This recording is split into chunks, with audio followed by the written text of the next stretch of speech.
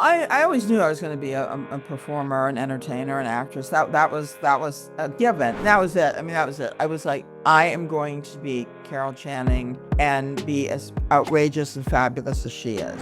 Oh my God. That is so beautiful. Wow. I'm furious, but I'm thrilled. Oh my God. Hey everyone, it's Paolo and happy Pride. Okay, so we got a good episode today because I am going to be talking with author, actress, singer, and comedian, yes, the super hilarious Sandra Bernhard. Now she's back with a new tour called Shapes and Forms, and I personally can't wait to go see it because she is bringing all of her talents into the show. So get ready for some laughs, and I'll see you with Sandra Bernhard. Spoonful of Paolo, here we go.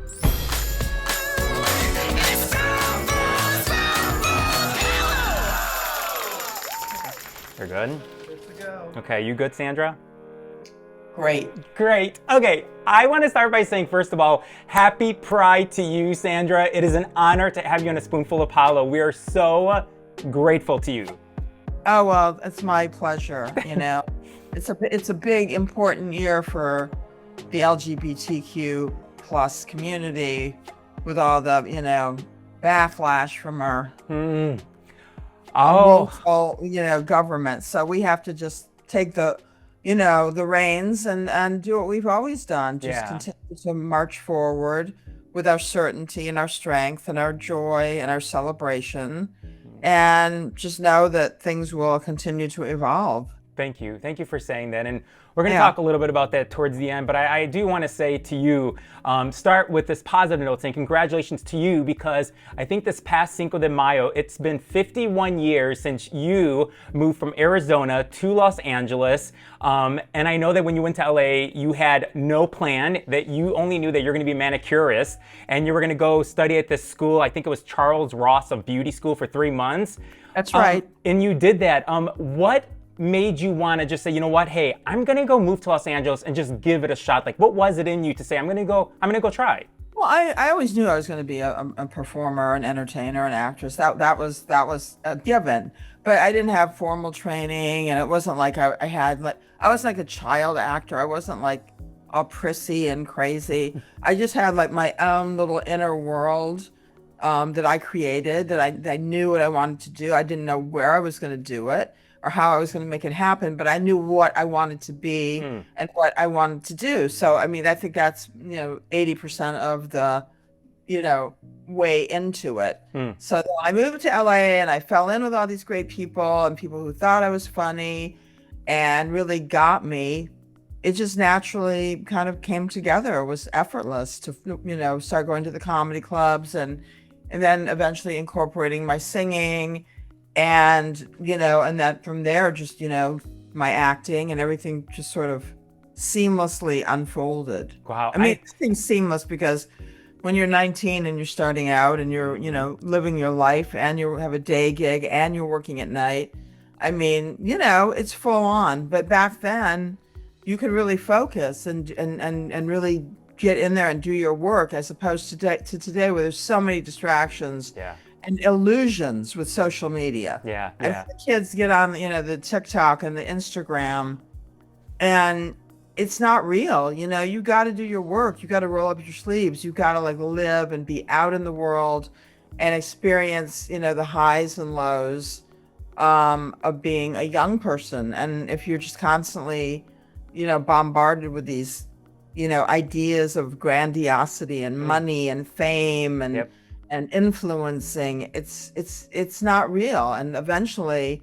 the bottom falls out and then you're like, where am I? What's happening? And then you can't backtrack. You've got to climb the ladder in the really authentic way that a creative person does. And you really did all the hard work. I mean, when you were that manicurist, I think that address was 351 North Cannon Drive, and you did that, and you had people like Victoria Principal come there, Jacqueline Smith came there, I think Diane Cannon came there. You had these fabulous people come there. I mean, that must have been so different for you, living in Arizona. Here you are in LA, going for your dream. You have these powerful, beautiful women coming in there. That must have been surreal for you back then. It was absolutely natural. I mean, I expected to be a part of that world and knew just instinctively, I had the talent to make it. I mean, certain people just know, and it was never, I never deluded myself. I knew that I had it, but I knew I had to work really hard to like perfect it and get good at it. So it wasn't like I expected it to be handed to me, but I did expect it to happen. Wow. But you were so good at this. Did you growing up, because I know that you'd always perform to your family, you would grab like your dad's shoehorn, it had a long stem, and you would sing, "Won't You Please Come Home, Bill Bailey." Like, did anyone in your family know that you had this gift in you? Oh, yeah. Oh, absolutely. Yeah. They didn't, I mean, back in that time and where we came from, nobody really thought about it, but yeah, everybody knew that I was going to be a performer. They were just like, of course Sandy's gonna, but it wasn't like, nobody really thought about it in tangible terms. They just knew that I would do it, and they would let me just do it in my own way, because they had no pull. My dad was a doctor, my mother was an artist, so it wasn't like they were going to go up to LA with me and pull some strings. They didn't know anybody. But they knew that I had this, innate talent. Yeah, but there was this one person, because you said your dad was a doctor. I think this was your dad's partner's wife, Marlene, and she was boiling water, and you were 5 years old, and she said to you, "Hey, what do you want to be when you grow up?" And you said a comedian, and she laughed, and you said, "No, I really want to be that." So you remembering that, because you're just 5 years old, like, did that make you go further and say, like, "No, I'm really going to be a comedian. Like, I'm going to show you. I'm going to do it"? Yeah. Wow. And she thought, she was tickled. I mean, she didn't laugh at me. I think she was just like, taken aback by my, confidence. Yeah, it was just something, it was just a natural thing. I was drawn to like, great performers and watching TV, the shows back then, like the Dick Van Dyke Show with Mary Tyler Moore and, Carol Burnett did Once Upon a Mattress. And I begged my parents to stay up to see that. It was on CBS in black and white. I think it was in black and white, and then it went into color. I don't know. No, there weren't color TVs then, so it had to be black and white. Wow. And then I went to see Carol Channing and Hello Dolly in previews in Detroit at the Fisher Theater, and that was it. I mean, that was it. I was like, I am going to be Carol Channing and be as outrageous and fabulous as she is. Well, you are. I could speak for everyone in our community. You are fabulous, okay?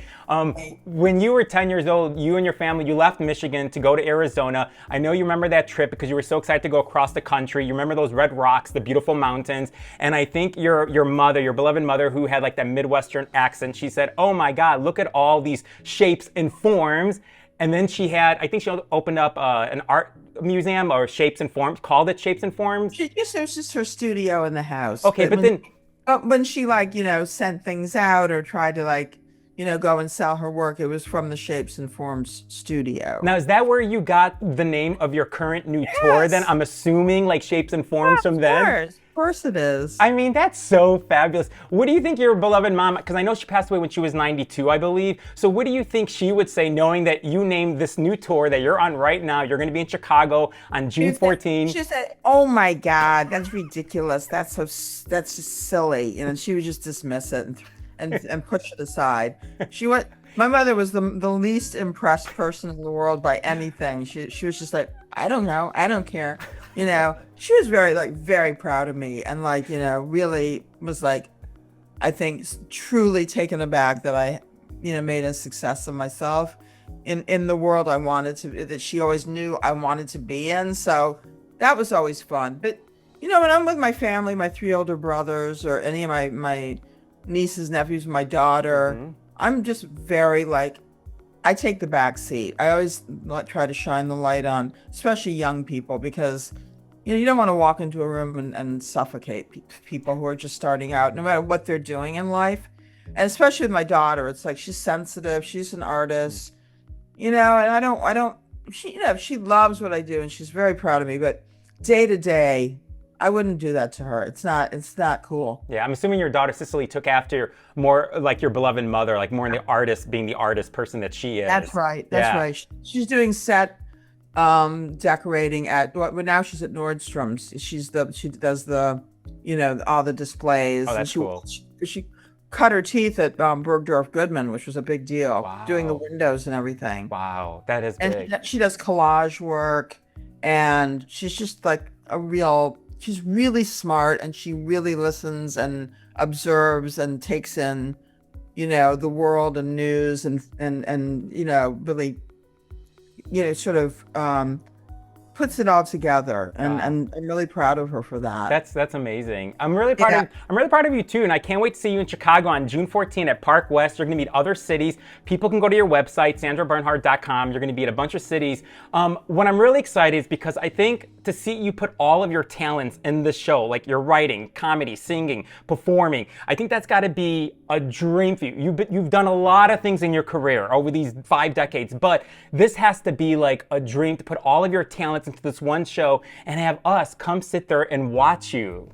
Yeah, it really is. It's great because I recently did 5 nights at Cafe Carlisle, and they wanted a new show. So I was juggling Shapes and Forms with this new show, and now the new show I'll do again at Joe's Pub, and that will turn into my next show. So I'm kind of in a certain way a writing machine when it comes to my own material. Like, I know how to build a show at this point, and I'm always writing and taking notes and ideas, and then formulating them, and that's just what I've done over the years. And it's just it's of course it's time consuming, and it takes a lot of mental acuity, but it's just something that comes naturally to me, and I always am so thankful and appreciative of that gift, and it's very precious to me, and I take very good care of it. Oh, you're so nice. You have such a good heart. I am so glad that comedian Paul Mooney discovered you. I think it was your first night open mic in Beverly Hills at the Ye Little Club, and I know you remember this. I know that after you were done performing, he said something to you that you still remember today after all these years. What did he say to you? Bernhard, you're a cigarette come to life. They're going to put you through hell in a pair of kerosene drawers.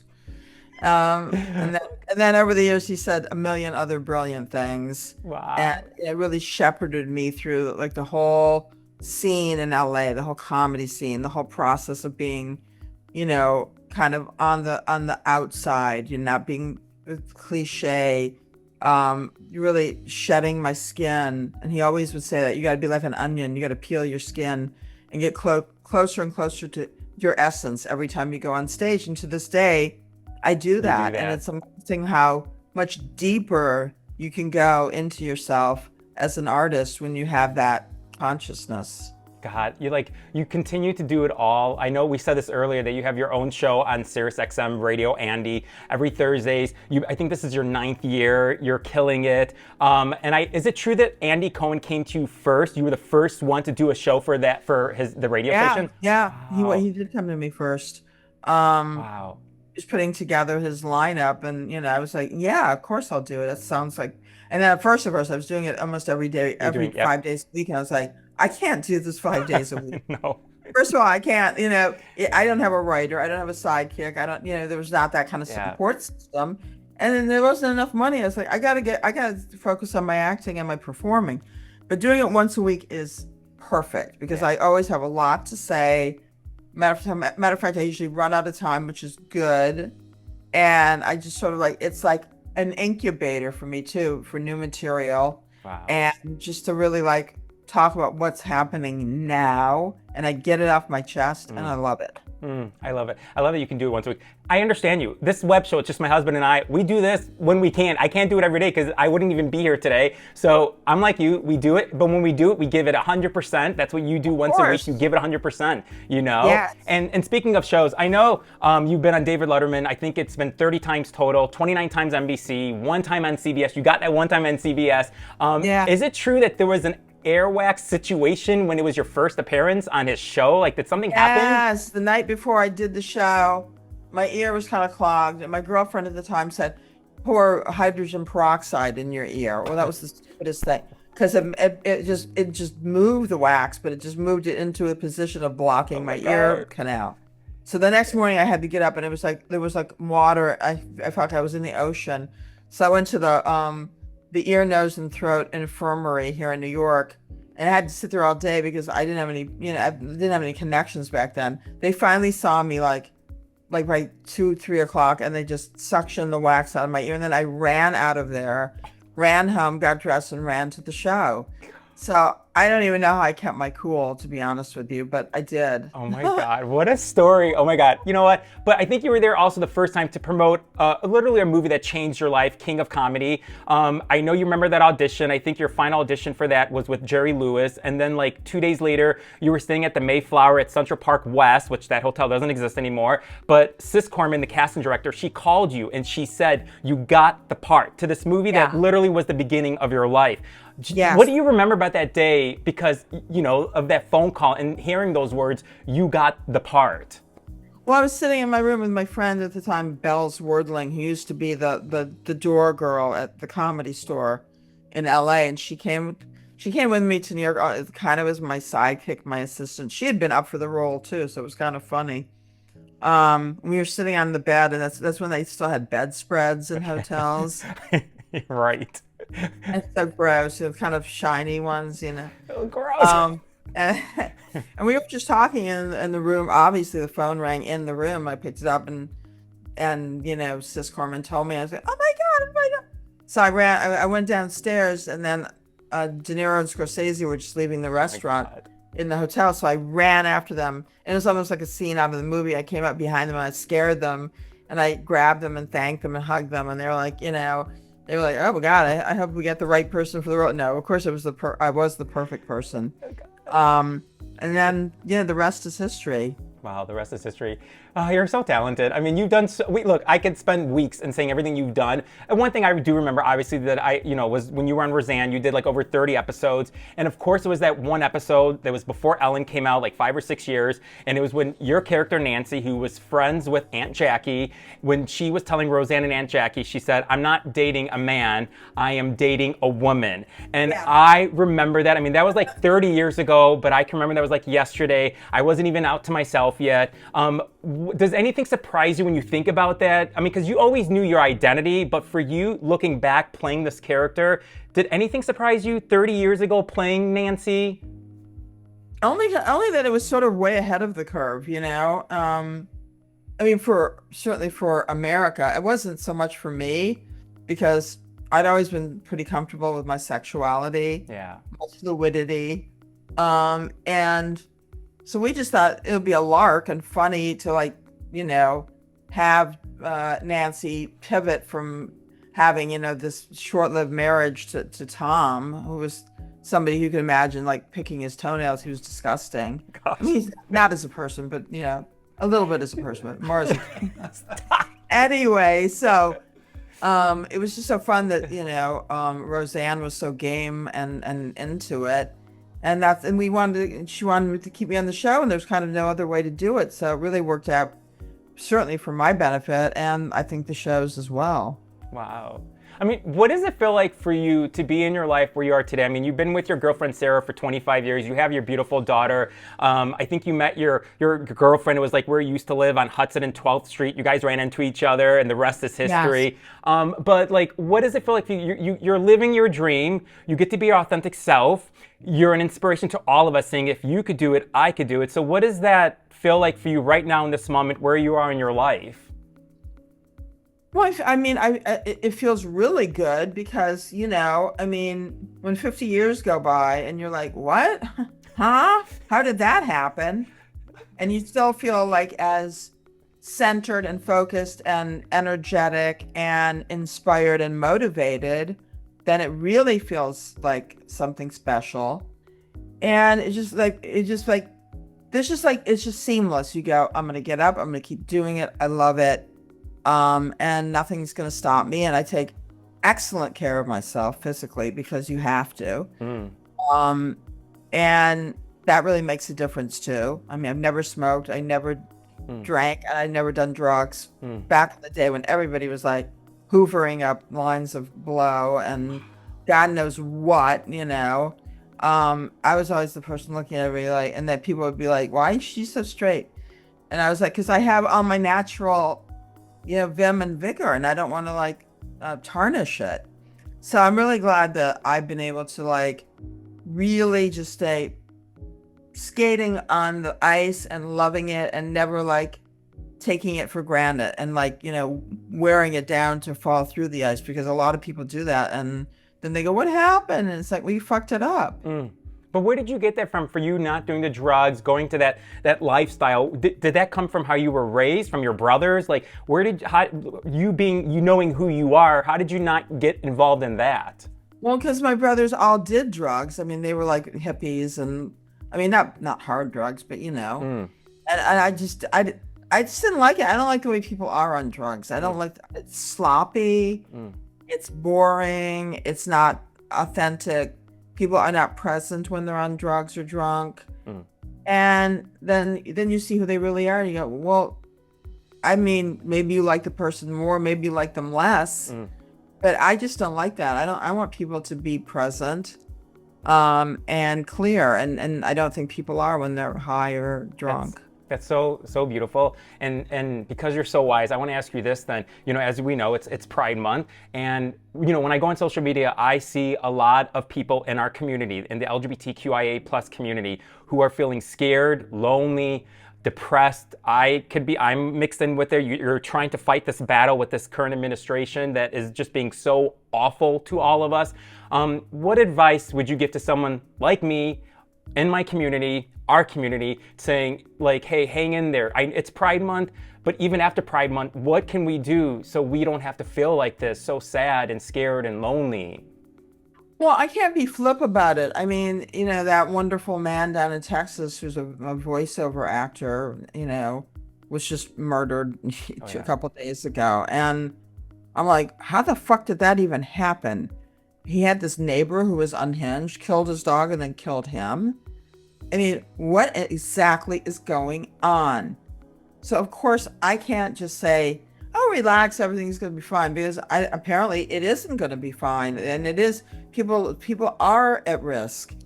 So I say, first of all, you got to be on your toes. And if people are harassing you or you feel like your life's in danger, I mean, go to the police, I mean, lock yourself in your house. But I don't think that's the norm. I think when you live in big cities, but unfortunately a lot of people don't get to live in the cities we live in, so that's the other problem. I don't know. I just think that you gotta just on a very practical level, you gotta be aware of what's going on around you. I mean, maybe carry mace. I don't know. If somebody comes up to you and starts harassing you, just mace the face. But just in terms of emotional and psychological, I say, I guess anybody could be at risk. I mean, women are at risk. We're all in this atmosphere and this environment politically. Everybody who is a thinker and cares about people on the margins is at risk. So you just have to be clear about it and be on your toes, and don't take it personally, because I don't really think it is personal. I think it's just a manipulation, and it's it's just sort of window dressing by these people. Yeah, I can assure you, Donald Trump has homosexual friends. Yeah, 100%. It's hypocritical. It's bullshit. It's manipulative, and they're playing to their base. And sadly, their base is seemingly uneducated and unsophisticated. So yeah, you just have to keep, doing what we're doing. Doing your show, I do my work. We all band together. And, you got to just be a little more, looking over your shoulder a little bit more than normal, I guess. Yeah, because I think they're just trying to put fear in our community. And I think Andy Cohen was just on The View, and he said, to really speak up. Don't let them make you stay home and say nothing. Speak up, get out there, march, protest, so we should all continue doing that. I love following you on Instagram, because you are like my news lady. You put what's happening in our community and you post it in your stories, you tell us what to do. So I just want to say thank you from all of us, that you're out there speaking for those who maybe can't get out there and speak. So I thank you so much, really. It's my pleasure. Things will shift again. That's the nature of Amen. Yeah. our culture and our world, but we just have to just be strong and keep, fighting the fight. Yeah.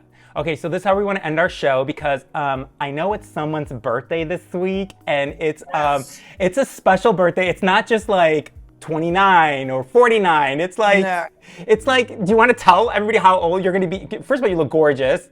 Thank you. Well, I mean, it's like I have to pinch myself when I say it because I'm like, what?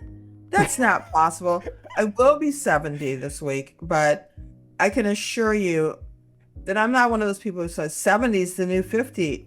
It's not. It is what it is. I am a culmination of all of my years of hard work and shifting and stripping away artifice and being closer to like the best version of myself. But on a physical level, on a spiritual and energetic level, I don't feel whatever that number is supposed to feel. I'm very, very blessed and lucky. I have access to, you know, beauty and great food and exercise and, you know, and travel in a way that not everybody gets to do. So it makes a huge difference, granted. But I just think that I'm the kind of person, I'm a Gemini. I'm sorry.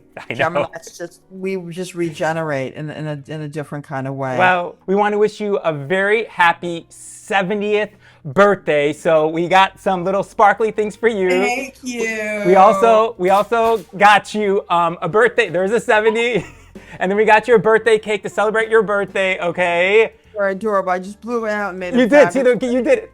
For the whole LGBTQ plus community. Yes. May we rise up. May we continue to be the most incredible example of love and goodness and creativity and humanity that any community has ever witnessed. And we just have to keep doing it. That is beautifully said. You know, and we have to get you a gift. But what do we get? So this is what we got you. I know you're a huge fan of Carole King, so we had this made for you. It's her record album. It's a leather purse that I'll get to you in Chicago. With her album in the back. So this was made for you, okay? Because I know you love Carole King. Well, I think it's the first album you know, we just started recollecting albums, and Carole is the first album. So I hope there's some way you can get that to me. Oh, when we see you in Chicago, I'll give it to you then. Of course. But hold on, this purse isn't empty, okay, girl? We got you something. So there's a check in here, okay? A check for your birthday. That we are going to be, in honor of your 70th birthday, we're going to be donating $500 to Planned Parenthood. God. Okay, for your birthday. That is so beautiful. Yeah. Wow. We want to do that for you. Yes, we want to support our ladies. Yes. And all of our sisters who have been pushed off the fucking radar. Yes. You know, and are in great, great, great danger. Yeah. You're a wonderful person. Thank you so much for that. Oh my God. Well, you've been such an advocate for that, for everyone, women, for LGBTQIA. And the cool thing about it is up until I think June 30th, all donations are being matched. So like this $500 is turning into $1,000. So it's because of you and your voice. Amazing. You are beautiful and wonderful. I'm so excited to come to Chicago. Come back to Chicago. It's been way too long. I know. I think it was before the pandemic since you were in Chicago. I'm furious, but I'm thrilled. Oh my God. Well, Patrick and I will be there. We'll be cheering you on. You deserve this. You are an inspiration. You are pure talent. And just take it in. And I hope that you can celebrate your special day because you deserve everything that continues to come your way. Oh, I am. Believe me. Yes. Yes. Yes. Okay. No, honey. You're welcome. I'll see you a week from... Yeah, it's a week from Saturday. It's a 1 week... Yeah. Okay? Yeah. And then we'll bring you your lovely bag. Come by, say hello. I will. We will. Well, I know you'll figure out how to... Don't worry. We got it all taken care of. Thank you. You got it all sewed up. Thank you so much. See you then. Thank you. Okay. All right, say bye, Patrick. Bye, sweetheart. Sandra. Happy birthday. Meet you both. Thank you. Love you. You got it. Bye. Bye, Sandra. Bye. Yeah, I know. Fabulous. Thank you, Kim.